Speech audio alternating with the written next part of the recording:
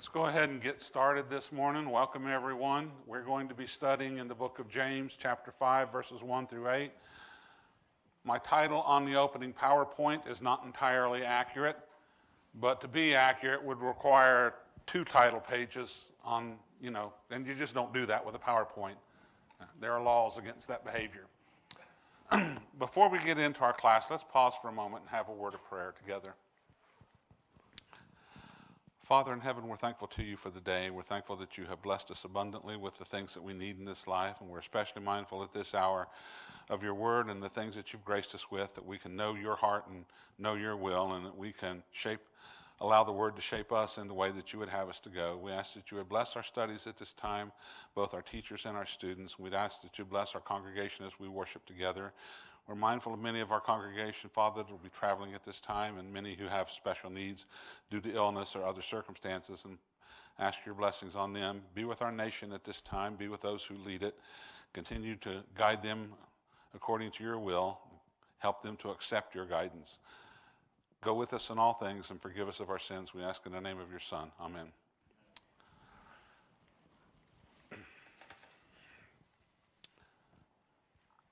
Today's topic in James is going to be kind of circling back around a couple of the things that he said earlier in the book. And we'll start by taking a look at a couple of those things. In James chapter 1, verses 9 through 11, James talks about let the humble brother exalt in his elevation, and let the rich brother, let the brother of humble circumstances glory in his high position, and let the rich man glory in his humiliation, because like flowering grass he will pass away. In human judgment, we tend to elevate the wealthy above the less wealthy, and he's saying here, no, it's we're equal in God's sight here. We don't have to really do this. And then in James chapter 2, verses 1 through 9, he talks about not showing favoritism among visitors when they come. He talks about when a rich person comes in wearing good clothes, jewelry, and things like that, the tendency is to treat them really well. And then when somebody who's not really well off comes in, maybe not so much well. And then in James 2, verses 6, the second half of verse 6 and verse 7, it says, is it not the rich who oppress you and personally drag you into court? Do they not blaspheme the fair name by which you have been called? In this particular passage, I think he's talking about rich outside the church. Again, a kind of a common tendency, and it's not always true, but the people tend to go this particular direction. So, why are we talking about rich people? Because that's what we're talking about, is rich people today. So I'd like to have a volunteer read James chapter 5, verses 1 through 8 for us, please. Gary? Come now, you rich, weep and howl for your miseries which are coming upon you. Your riches have rotted, and your garments have become moth-eaten. Your gold and your silver have rusted, and the rust will be a witness against you, and will consume your flesh like fire. It is in the last days that you have stored up your treasures. Behold, the pay of the laborers who are mowed your fields, which have been withheld by you, cries out against you, and the outcry of those in the harvesting has reached the ears of the Lord of the Sabbath. You have lived luxuriously on the earth and led a life of wanton pleasures. You have fattened your hearts in a day of slaughter. You have condemned and been put to death the righteous man. He does not resist you. Therefore, be patient, brethren, until the coming of the Lord. The farmer waits for the precious produce of the soil, being patient about it until it gets the early and late rains.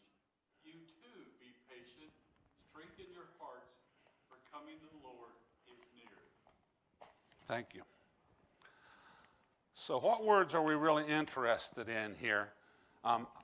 First thing I did is I went through all of the words that I thought were interesting, and I found that in most cases, I'm reading from the New American Standard Bible. The New King James is also very close. The words weep, howl, miseries, which are really good words for us to know, they're pretty accurately translated, so I simply underlined them. Words I think of particular interest: riches, witness, Lord of Sabaoth, luxuriously, and then patient. So So weep, howl, and miseries are very accurate translations of the Greek. And the word that's translated weep here is about the deepest form of misery, or deepest form of mourning that we can suffer. I mean, you're down to the crying because of the losses you've had or experienced, or the suffering that you're going through. Howl is a really noisy word. Another way that this could be translated would be by the word shriek. And miseries is a very intense kind of suffering. So this is not an inconvenience or something like this. This is a suffering thing. Riches is an accurate translation of the Greek. However, the same word is also used to describe what God possesses and uses toward us. So in Romans 2:4, Paul mentions the riches of his kindness towards us, the his there being God. So this is a word that uses there. It's a good word. And it's a wealth type of word. Now, in using the word in a human context, it's similar to what using it in God's context, but of course God exceeds our capability in this in every way imaginable, quality, quantity, what have you. But it's a good word. Witness is from the same Greek word that we get the word martyr from. And typically when we think of a martyr, we think of somebody who's been sacrificed or given their life for a cause, like Stephen, related to this particular word. The Lord of Sabaoth is a Greek transliteration of a Hebrew term that means hosts. And by transliteration, I mean they took the Hebrew letters and translated them into the Greek, and they're all using this particular term. And we, in turn, have taken the Greek letters and translated it into our letters, so that's the term there. Lord of hosts is used in the Old Testament as an identifying phrase for the Lord, God, that emphasizes that he commands large armies of angels. He has large forces or large capabilities at his disposal here. Lord of Sabaoth came to be used to emphasize God's sovereignty. So this is God in control, God as ruler, God as king.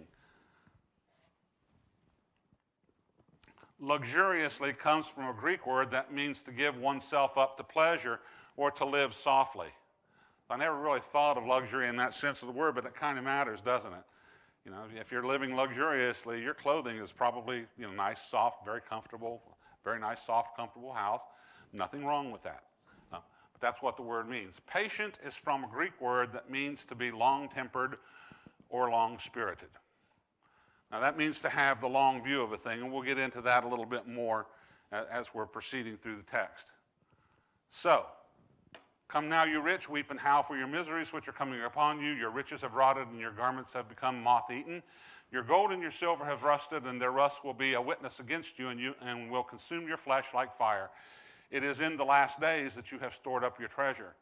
Behold, the pay of the laborers who mowed your fields, and which has been withheld by you, cries out against you, and the outcry of those who did the harvesting has reached the ears of the Lord of Sabaoth, the sovereign Lord. You have lived luxuriously or comfortably or softly on the earth and led a life of wanton pleasure. You have fattened your hearts in a day of slaughter, and you have condemned and put to death the righteous man. He does not resist you. Therefore, be patient, long-tempered, long in spirit, brethren, until the coming of the Lord. Behold, the farmer waits for the precious produce of the soil, being patient about it until he gets the early and late rains. You too be patient, strengthen your hearts, for the coming of the Lord is at hand. Okay, we're going to park it there. Okay, the big question that probably has cropped up in at least some of your minds, and it did to mine when every time I've actually read this passage, when he talks about come you rich in verse 1, what rich people is he talking about? Now commentators and scholars have gotten into a big bit of a fuss over this.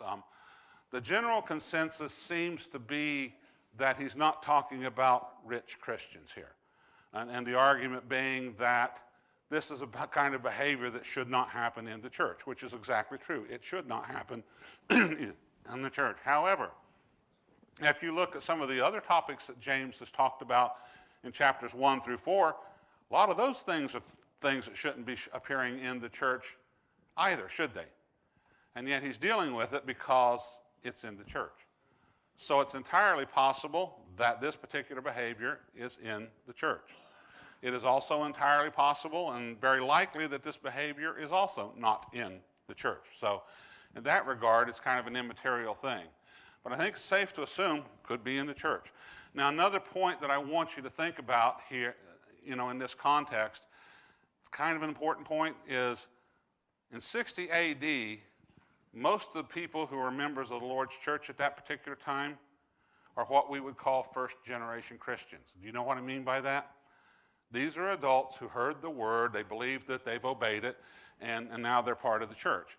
And one of the things that kind of happens coming from that background is we sometimes come with baggage. A lot of the things that we're reading about, the letters of Paul that he writes, he's writing to first-generation Christians, and he's answering questions that they have about, well, what happens if we die before the Lord comes? The Thessalonians asked that. He's dealing with some types of problems or sin issues in the Corinthian congregation because these people came from a Greek background and they thought this was all perfectly consistent at the beginning, and so he's helping them grow past that. The second generation typically has a chance to learn these things, so they're less prevalent. Because if you've been in the church, if you're 30 years old, you probably been in the church, you've had 28 years of good teaching in there. Whether you know it or not, you had access to that, and it shapes our character. But we got the teaching because of the problems that other people have exhibited as part of the church. So keep that in mind. Be gentle in our judgment of them. It's not right, but we're going to try to work our way through this with them. So, again, not mutually exclusive. He could be talking about both. Now, what's being condemned in this passage here? It's not the wealth. The wealth is not being condemned here. The condemnation is about two things: how the wealth is obtained and how it is used. Wealth is morally neutral. Some Christians actually have a gift for business and making a profit. It's sometimes maybe a little bit easy to feel envious of them because they have the ability to do this. But they are stewards of the things that God has given to them, the same as everybody else is stewards of the thing that God has given to us. So it's all in how you really want to use it, how you really want to make it. Wealth can present opportunities to do something good, or it can become an enormous entrapment. It just depends upon what we're going to choose. Okay. So James is calling for those who are wealthy but have not acquired it properly or are not using it properly to weep and howl because of the miseries that are coming upon them. So something is going to be coming upon them that, if they really understood it, would cause them to react in this way. Now, nobody actively sets out and says, I'm going to acquire a lot of wealth because I want to weep and howl in misery for the judgment that's going to come upon me. We don't do it that. We don't reason that way. The expectation is to live better than that, or to be better than that.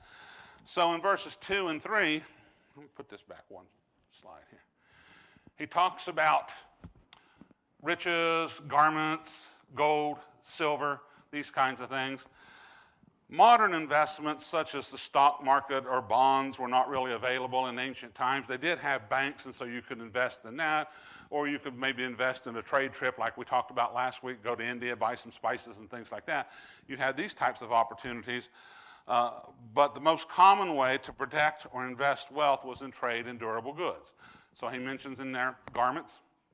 Silk was a common investment in the Roman Empire at that particular time. You buy these silk garments and things like that and store them up. You could trade them later. If you needed cash, you could do all of this thing with it.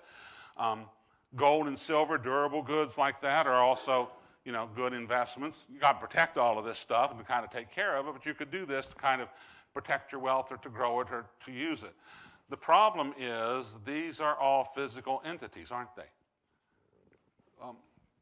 There are critters, moths and things like that out there that will eat just about any natural fiber that we use to make garments out of. Cotton, linen, silk.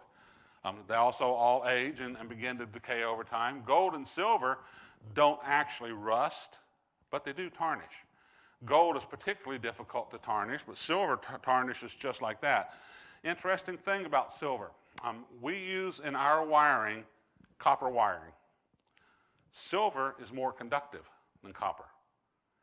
And copper does kind of the same. Copper and silver both have this ability to tarnish. Copper turns kind of a copper color, or not copper, a turquoise color. Silver kind of has this kind of a greenish thing on it, and if you've ever watched a period movie or read a period book set in the 1800s, where the wealthy owner of the house or the plantation tells the servants to go polish the silver, That was to get the tarnish off of it.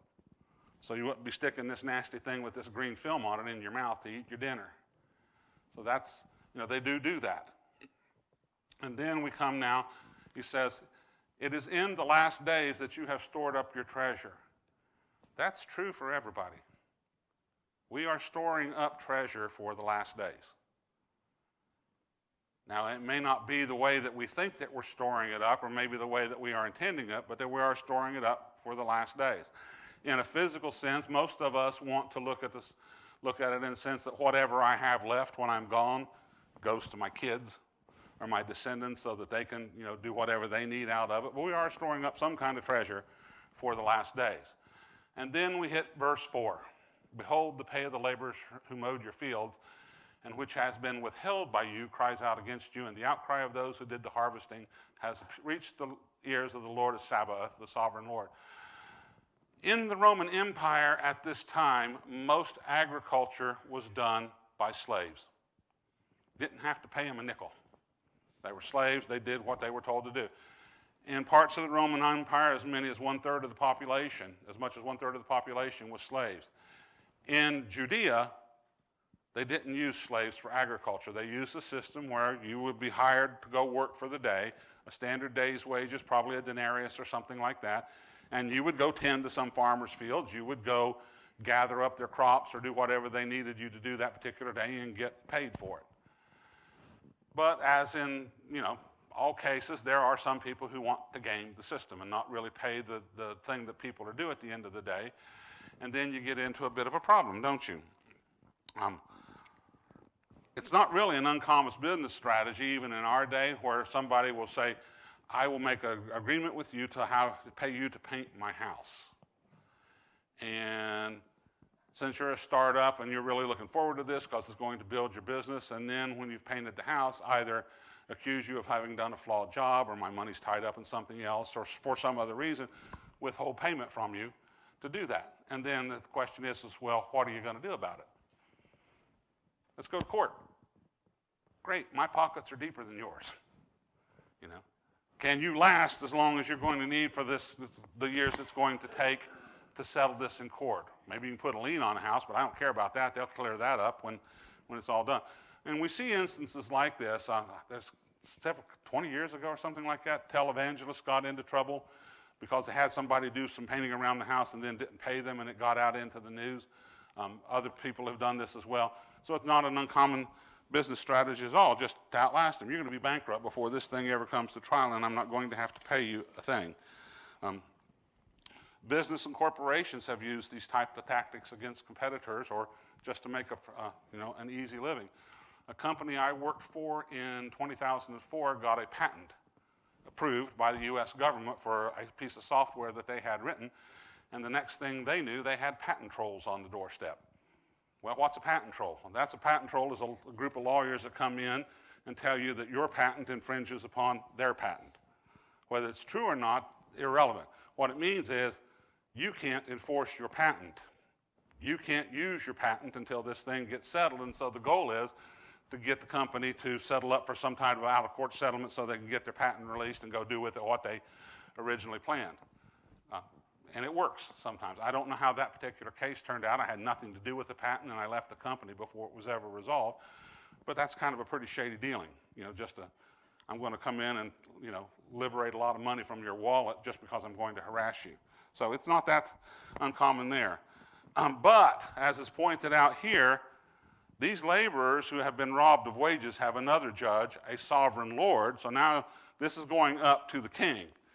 Now think about this in a Roman context.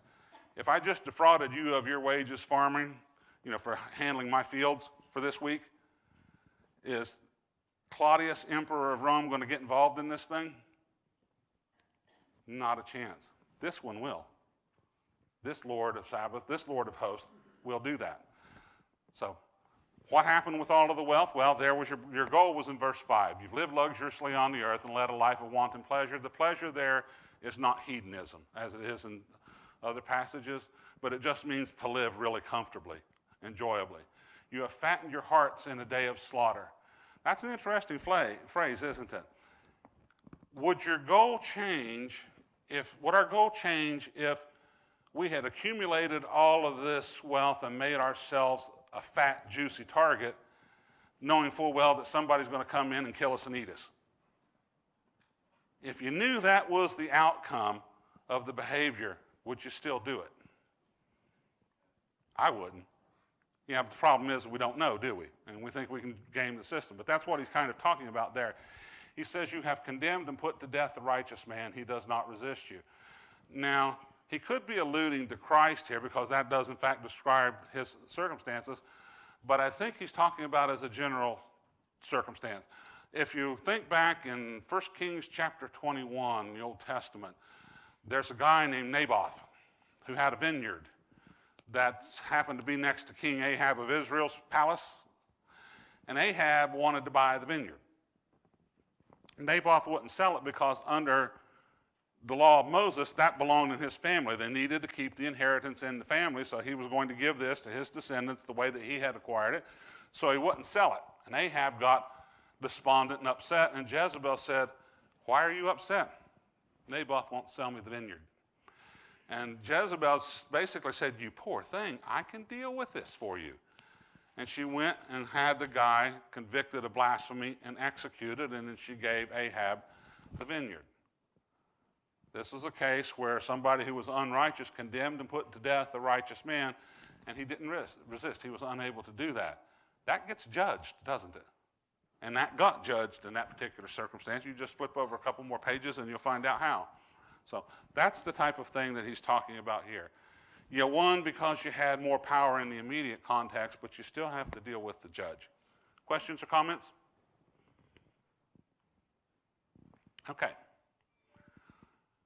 Therefore be patient, long-tempered or long in spirit, until the coming of the Lord. Behold, the farmer waits for the precious produce of the soil, being patient about it until it gets the early and late rains.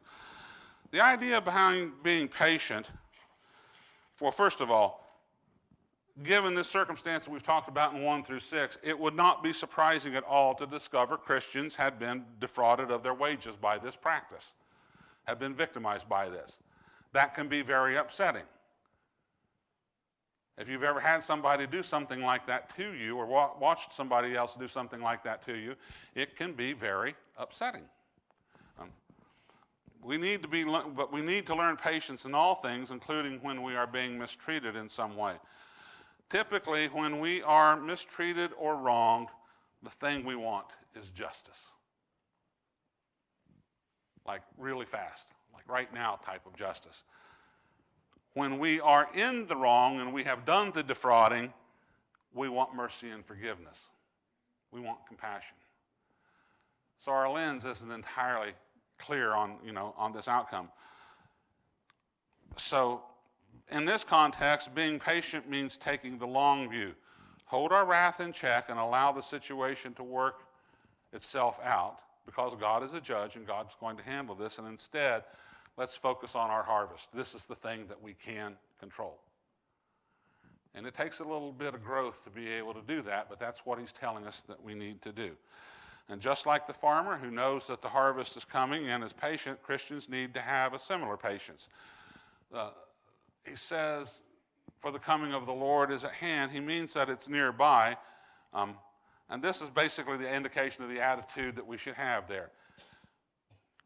What do we know about the coming of the Lord? We really know two things, don't we? Number one, he said, I'm coming again. And number two, it hasn't happened yet. That's really all we know about it. So other than that, we don't even know when or anything like that. There may be some signs and things like that or what have you, but that's all we really know about it. But it could be any time. Maybe if you get lucky, it'll happen before class gets over. So that's the way that it needs to work. So what does this mean to us? Well, attitudes towards physical wealth have not changed much over the course of history. Generally, we see physical wealth as something to pursue because it makes life more comfortable and enjoyable. So when you go back and look at verse 1 and he's talking about you wealthy or you rich ones there, who's he talking to? Well, in our society, he's not talking to us because we're not the upper 1% income in most cases, unless somebody is and I don't know about it, and I don't care either way, but we're not, all right, mostly. If you look at it in the scope of world wealth, he's talking to us. So he either is or he isn't, but the lesson still needs to be learned here as to what this means. Wealth is morally neutral. Our attitude toward wealth is not morally neutral. The proper attitude for us to have with anything that we have is we have accesses to resources that we can use for God's glory. Whatever we have, that's how we're supposed to invest it. That's how we're supposed to use it. The proper attitude for us is stewardship. We have access to these resources, we use them. Wealth accumulated for self-indulgence will have its reward. Now, it will. You accumulate wealth for your own comfort and your own self-indulgence, it will have its reward. Stewardship that invests in God will also have its reward. Those two rewards will not be the same, but they will both will be had by whoever, by how we choose to invest. Patience is the important thing for us. Therefore, patience is, okay, here's a face of an injustice, something bad has happened, what do we do about it? Have the long view here. For most of us, and maybe I should just say for me, for most of us, patience will be an acquired trait. And we kind of have to learn that. James actually mentioned that way back in the beginning of the book. He said, consider it all a joy when you encounter various trials, because that will produce patience. Going to learn that way, and that will then lead to perfection and completion, or maturity and completion. So, it is an acquired trait in that regard. Patience requires three things: faith, hope, love. Four things. Effort. I didn't mean to blow that for you. That's not fine. I was just thinking Yeah. that. Well, no, yeah, because faith, hope, love. Yes, end of 1 Corinthians 13. Yeah. So it needs four things: faith, hope, love, and effort. We have to understand that there is a reward coming. It's going to take a little bit of while, and that's one of the reasons he uses the farmer in this particular example. There is a reward that is coming, that the reward will be worth it, and that the reward can be obtained. So in that regard, we're like the farmer that invests in his crop. How many of you have ever planted a garden? Yeah, I've done it off and on, things like that. This summer, let's do a new strategy. When the middle of May rolls around and we get into the planting season, I want you to go out and buy 6 packs of green beans, 6 packs of green bean seeds, and take them out in your yard and just throw them everywhere. Okay? Throw the things everywhere, and then say, I'm going to come back in 2 months and pick my beans, and then see what happens. The farmer does not do that, does the farmer? The farmer prepares the soil. The farmer lays the beans in the soil. The farmer tends to the beans while they're growing and things like that, and then 6 to 8 weeks after planting, or whatever your beans need, you're going to go out there and you're going to get green beans. And if you've ever raised your own green beans, then you know the thing that I'm about to tell you is absolutely true. And that is, nothing eats like the first picking of green beans when the garden's out. Nothing eats better than that. So you know, but again, it's a process where you're investing in it. There's an expectation that this can be had. I can get fresh green beans this summer. I can obtain them. They will be worth it, but it's going to require some effort on our part to do that. Perfectly good system. And so that's the thing that we are to be like the farmer in. Patience is also necessary when we have been wronged. Think about that. I said earlier that when we are wronged, we want justice. When we are in the wrong, we are a little bit more soft on that. We would like more patience and more mercy, more compassion, that kind of a thing. But it does require some patience. We are not our own avengers. I've actually had a little bit of trouble learning that myself. Let's see, several years ago, I was driving home from work on I-270 southbound, and I got rear-ended by a car. And whoever it was that rear-ended me went speeding off and didn't stop and do here's my driver's license, here's my insurance, and things like that. So I'm going to get stuck with the bill. And I wasn't really irritated about it like I had been in the past, because I knew, okay, this is going to be a bit of a hassle, but the car's not killed. You know, I'm not hurt. Nobody else is involved in that kind of a thing. So we take it to the body shop, we deal with it and things like that. What happened to the other driver? I never got a license plate. I never had anything to do with it. But somehow or another, God will take care of it. That's all I really needed to know about. I think God's going to take care of this thing. And I have actually seen another case several years ago where this did happen. The neighborhood that we lived in Reynoldsburg at that time, residential neighborhood, we had some neighbors. One of them across the street was kind of a hothead. He came out of his house one day, got in his car, burned rubber in a residential street, and laid about a 200-foot track of burnt rubber down there in a residential neighborhood with kids. Yeah. Yeah, people were upset. Somebody called the cops, and they came, and they said, well, we can't do anything about it because we didn't see it. Well, you know, you got witnesses, you got rubber tracks, can't do anything. About a week and a half later, that car came home with the back end of the car just destroyed.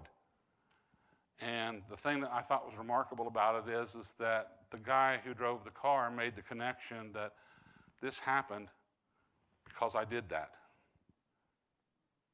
He understood that the car got wrecked because he did that. And so that's one of the things that God is trying to achieve with us sometimes, is to say, this is not acceptable.